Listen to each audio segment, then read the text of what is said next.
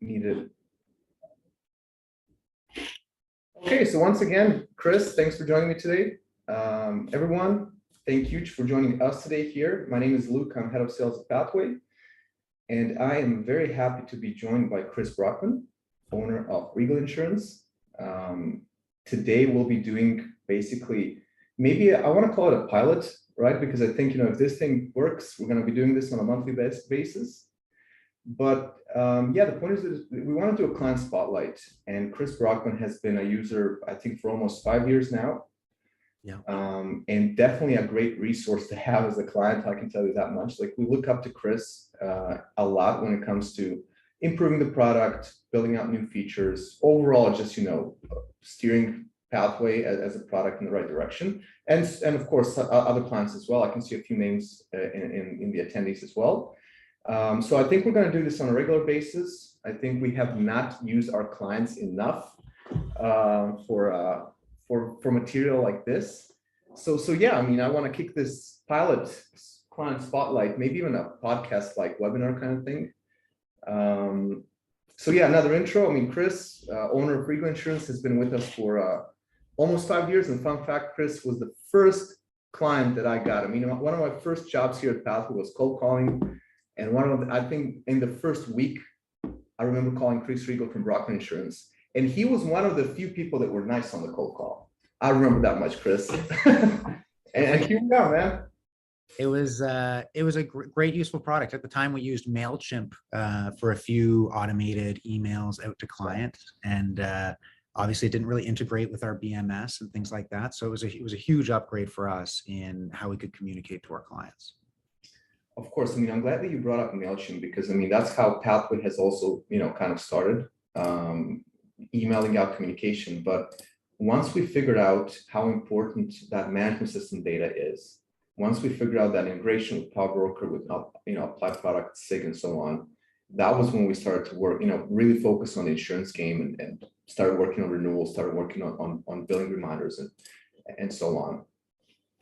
So Chris, maybe before we get too much into the topic of the webinar, why don't we talk about, I mean, what has been take me through your Pathway experience. You signed up in late 2018. Just to put this on a timeline, it was 2018 when you signed up. It's 2022 right now. I think one of the more memorable timeline events was June 2020, when we have had all those carriers announce paperless, right? We went into canceling paper. Obviously, the pandemic had a huge impact on overall, how we do business, and obviously how we communicate. But yeah, would you mind taking us through on what was, initially why you signed up to Pathway, what would you use Pathway, and then we'll get to the present moment, I guess. For sure. For us, it seemed like a great way to communicate. I mean, the idea that it also sends out the policy documents and everything else is great. The pink cards and everything. It seemed like a missing link for our business at the time. I don't really like going with one large carrier for everything. I kind of like having different companies that are supporting each other to make an integrated brokerage. And Pathway seemed to fit a missing link for us. In the end, I look years later at how important it was, again, with COVID and things like that. Just documents were already going out, and it was just something we were doing. It has been just a wonderful tool. And the expansion on it too. I mean, you sort of start with some ideas. Your staff will sort of see it in action and see how it can be useful. And I feel like, a year later, you got 2 or 3 other great ideas of how perhaps we could get more communication with our clients forward. It's, it starts off kind of with a big push to get lots, we build lots, and you do a lot at the beginning to see how it all works out. We kind of sat on it for a bit to see, for about a year, how that worked. And from there, we've built out consistently since. And it's really been a helpful tool for us to get through all these, random and different ways that we're struggling to communicate, whether it's, a postage strike or COVID or whatever the case is. Even companies just having technical issues, sending policy documents to clients, at least, as a backup, this is indeed going out, hopefully. And it is going out, and it's also like a branded solution, right? So, I mean, I don't want to, of course, company delivering information, communication is all good. But I mean, I think from the broker perspective, it's also important that this communication is coming from the broker, and For sure. I mean, it's great that it's got your brand on there, but also it's got your messaging. I mean, I can't tell you how many times I would have loved to just ask, get a company to add one page to their renewal documents they're sending to my clients just to put a little bit of info that I wanted getting right in front of the client. And this does that for me in a digital sense. I think these days, people's mailbox physically is about as important as their email box. So if I'm putting a nice branded letter at the beginning, telling them about some of the important things about their policy, that's really useful for me. And that's, again, I mean, I kind of have a flow of what we want to talk about, but I mean, if something interesting comes up, we'll just take it into that direction. Sure. When you say some important stuff about the policy, again, on the topic of, I mean, one of the things we want to talk about is how can this impact the E&O aspect? Like getting important stuff out to your clients is important, but I think as important to that is the fact that you know it's out there, you know that a client has received it, perhaps if they've opened it, right? So that is as important as just sending information, right? For you to know it's out there. You can't do that with paper mail, right? You can't do that with a letter.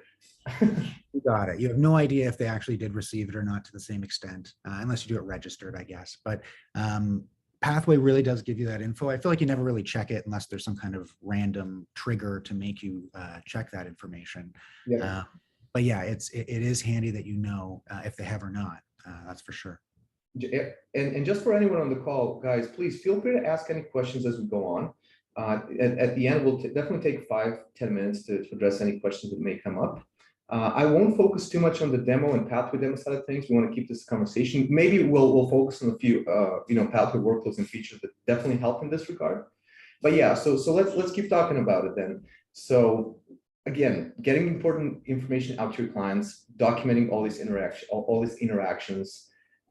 You're using PowerBroker, right? And which is one of the many integrations that we have that also comes with a two-way sync, right? And I think that's important too, because of course we can, in Pathway, you're able to review reports and who's opened an email and so on, but the majority of your staff won't have access to Pathway, and we don't want them having access to Pathway, right? So going back to that point, I mean, brokers, CSRs, account reps, and whatever, they're referring to PowerBroker for this information, right? So the fact that this pushback to PowerBrokers is important as well, right?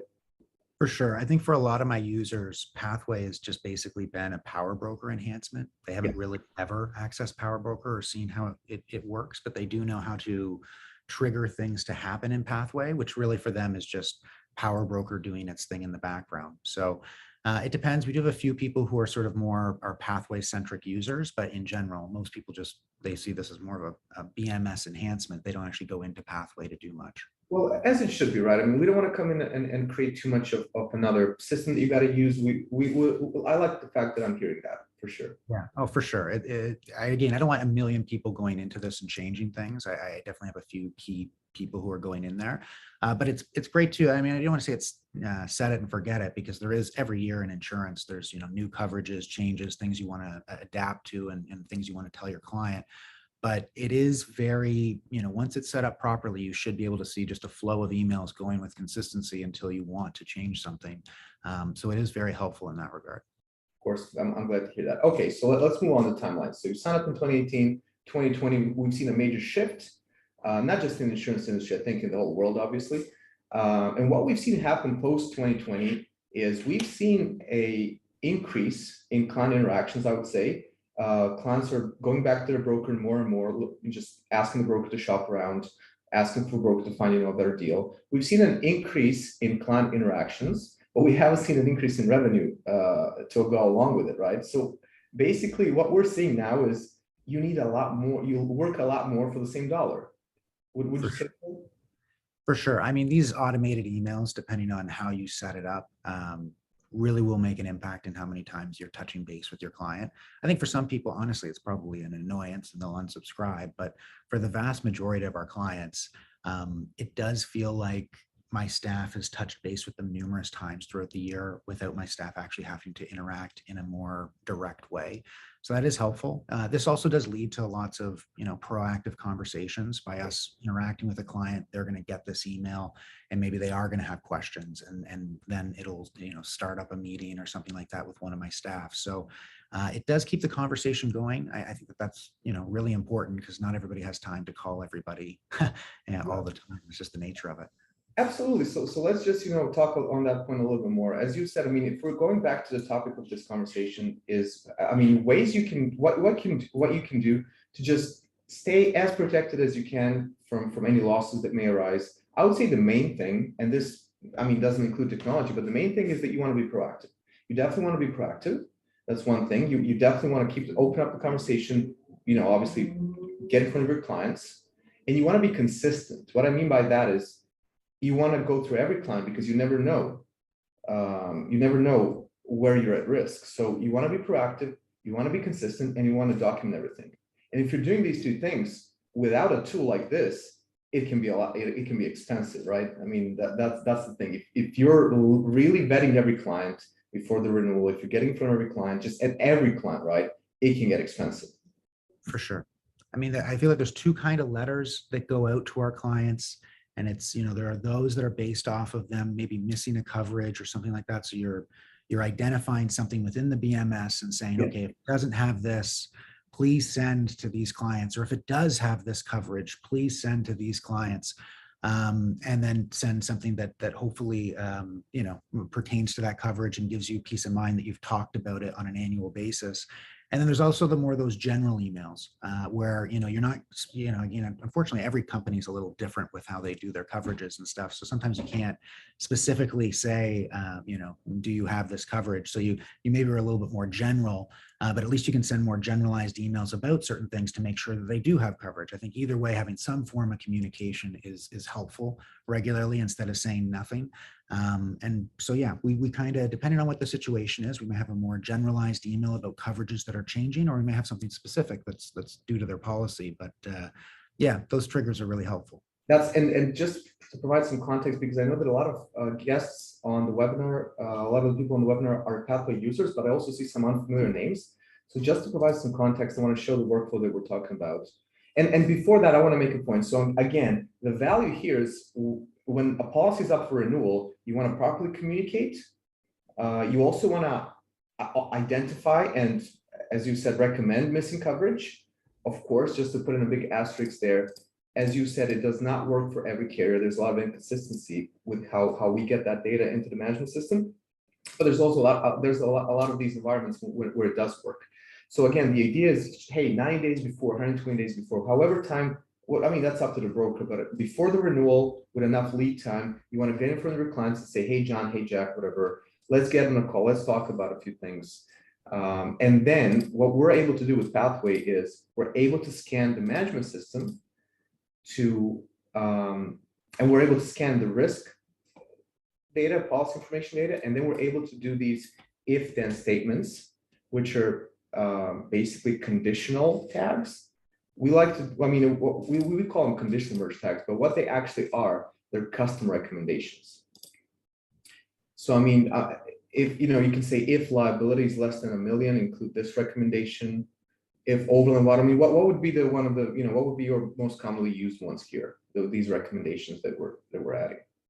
I mean, honestly, it all depends on the coverage and what the situation is. But like, let's say you wanted to send a letter about 28As on renewal, you can have it that when the 28A code is in there, a letter automatically goes out for that.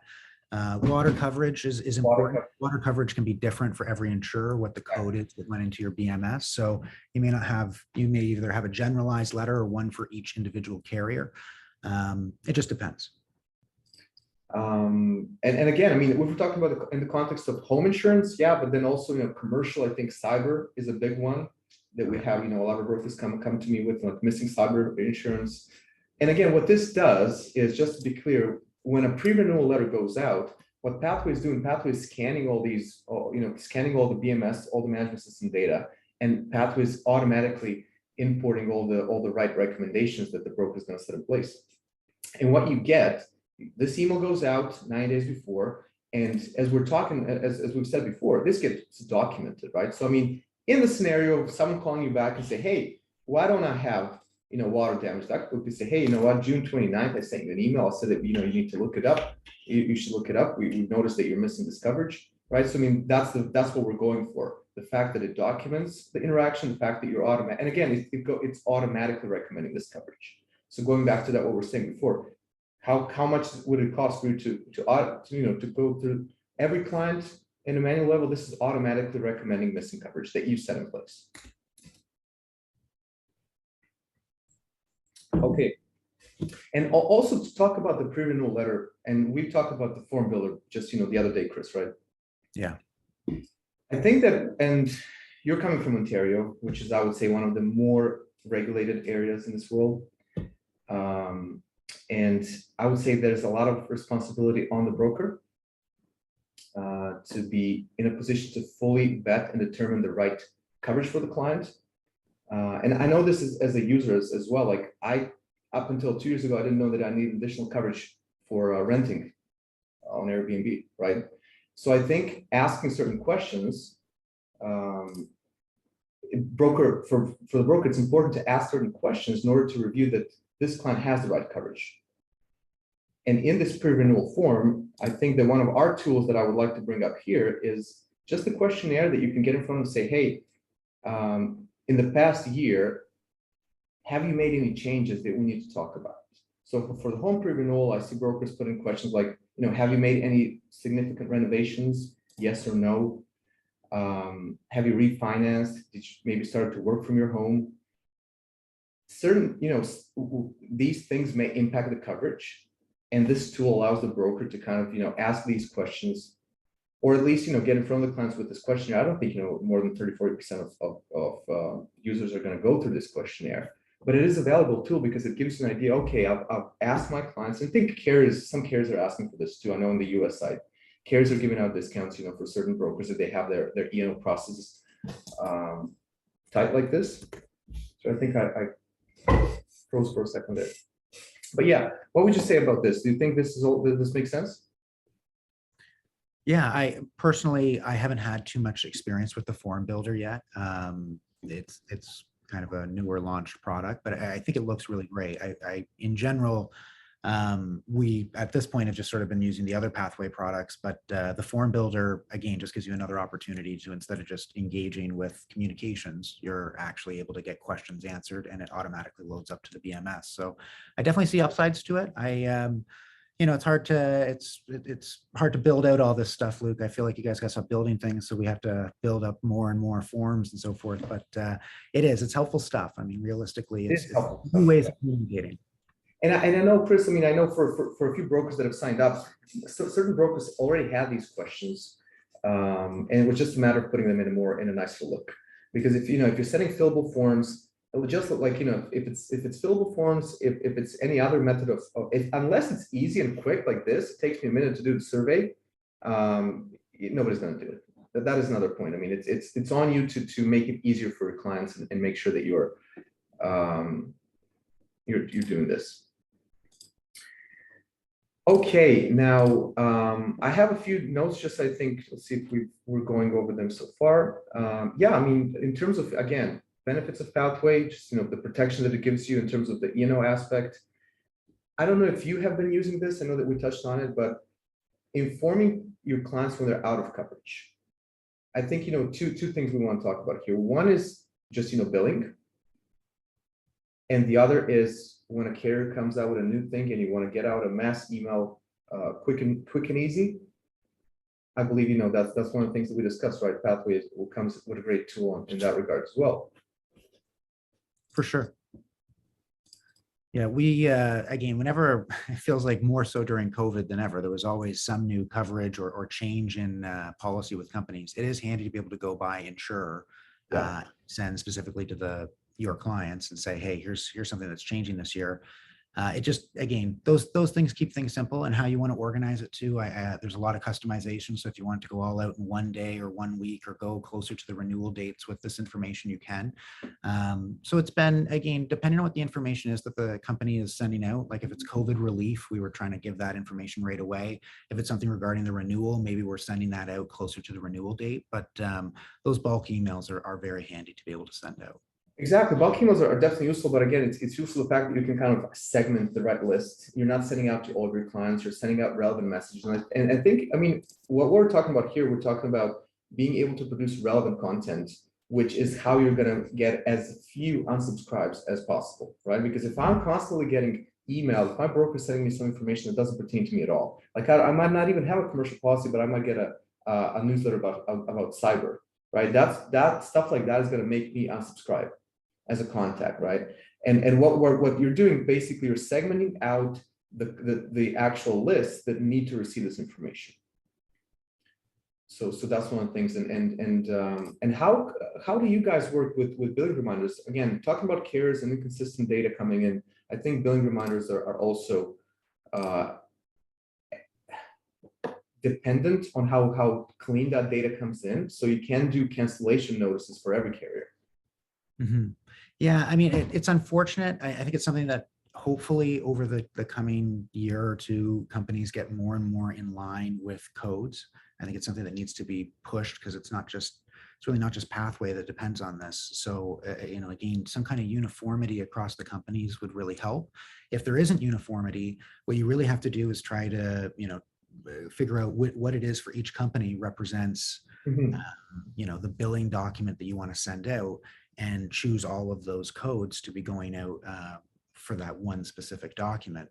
Or you go company by company, which is the other way to break it down. Instead of doing all the billing, you do the Wawanesa billing or the intact billing and break it down that way. But again, it depends. Billing has been honestly somewhat troublesome over the years just because it's changed. I think a lot of codes and a lot of stuff we've set up over the years, what's been great is it's stayed consistent for a long time. I think the code for a 28A is always going to be 28A, which is really convenient. But water and there's a few, water and billing have really evolved over the last few years. And as it does, companies have been better because they realize we're using software to say, hey, we're updating our codes. Because a few years ago, they didn't even tell you, and you'd be like, oh, all the codes are changed for eDocs. But now I feel like they understand, but it's getting it more uniform. I think it takes time, but and I'd say it's better than ever. But again, with time, I think everybody's starting to understand the usefulness of when you send us information, realize it's also going to our clients. So it's important that it's clean and organized. Of course. I mean, if it's garbage in, it's garbage out. Yeah. I think we're definitely getting better as an industry. We're definitely getting to that point of universal coding and standardization on that regard, and that's going to benefit everyone. I feel, right, everyone in just the policyholder, the broker, and even the carrier, right? So that's good. That's good. That's something to hope for sure. What else? Yeah, and again, so one thing I want to ask you as well, and again, I don't think you can talk a lot from the user perspective, but in terms of like, what do you feel? How do you feel texting fits into the whole, communicating, delivering important information? I mean, you can deliver a document via text, and help. You can help notify clients of certain, stuff. Yeah. Again, I like texting. It's been something we've again, with Pathway, I'm not a user of the texting tool personally. But for us, it's something that we've definitely considered. I will say over COVID, especially, I had more and more people who were asking about it. And we tried to find different ways to implement it that honestly weren't overly successful. Trying to figure out more ways as a group that we could handle the text line that, just for the fees that they were and what we were getting from it wasn't great. So I imagine it's something that we're going to look at with expanding our Pathway usage going forward. But from my perspective, texting is something that 5 years ago, I basically just brushed off. I remember when we signed up, it wasn't even an option, but if you'd offered, I would have just thought like, we're good. But now more than ever, it would be great. It would be great. Just the way it's documented. It's hard to figure out a way to easily document texting, I guess. And again, with Pathway, what's nice is the two-way integration makes it that I'm a lot more comfortable to use it. So yeah. It is. No, that's exactly what I felt too. I mean, initially I didn't think texting was anything we should get. I mean, I know we didn't have texting for a long time. And a prospect would come up to me and say, you don't have texting? And I would talk 15 minutes about how it's not important, how they shouldn't get it. But now I feel like I've changed my mind.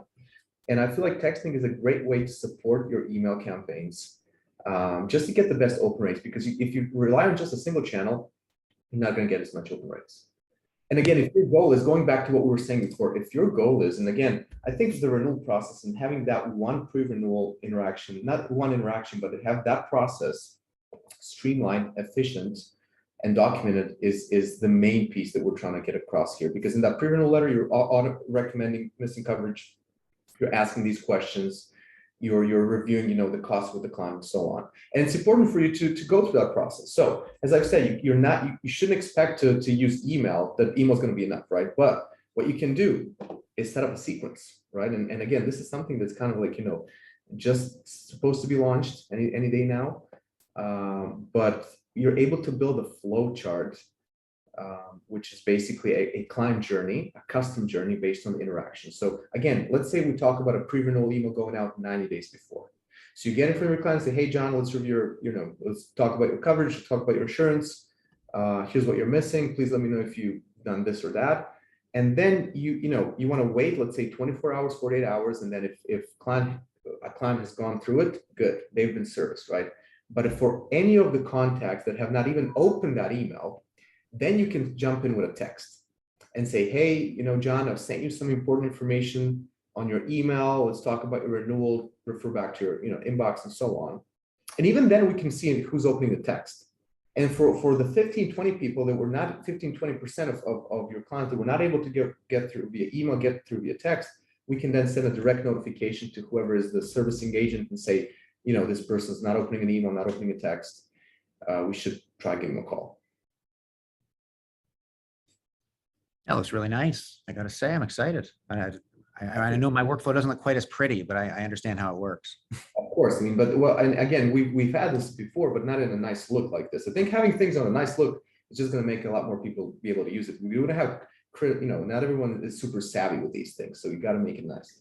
It's definitely much more user-friendly today than 5 years ago. You guys have definitely simplified things quite a bit. I don't bug you anywhere near as much. I remember at the beginning, I'd poke you guys all the time in Slack and be like, please help me. I think that's a good thing. At that point, we didn't see how good that was. But right now, looking back, I mean, it was a blessing.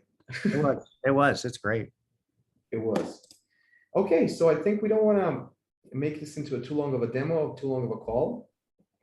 Let me stop the recording.